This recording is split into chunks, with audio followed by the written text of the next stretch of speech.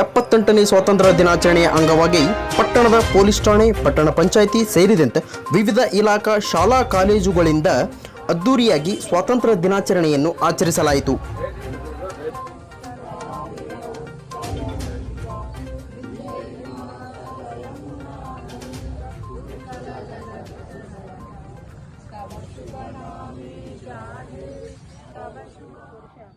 ಧ್ವಜಾರೋಹಣ ನೆರವೇರಿಸಿ ಮಾತನಾಡಿದ ಠಾಣಾಧಿಕಾರಿ ಸುಜಾತ ಎಸ್, ಸ್ವಾತಂತ್ರ್ಯ ದಿನದಂದು ನಮ್ಮ ಹಿರಿಯರ ತ್ಯಾಗ ಬಲಿದಾನವನ್ನು ಸ್ಮರಿಸುವುದು ನಮ್ಮೆಲ್ಲರ ಆದ್ಯ ಕರ್ತವ್ಯವಾಗಿದೆ.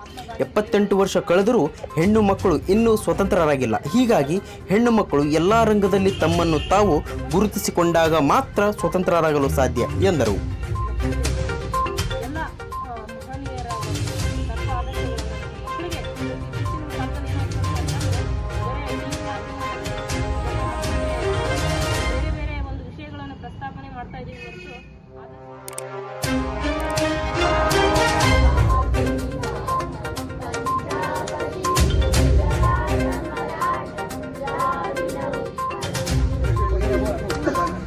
भारत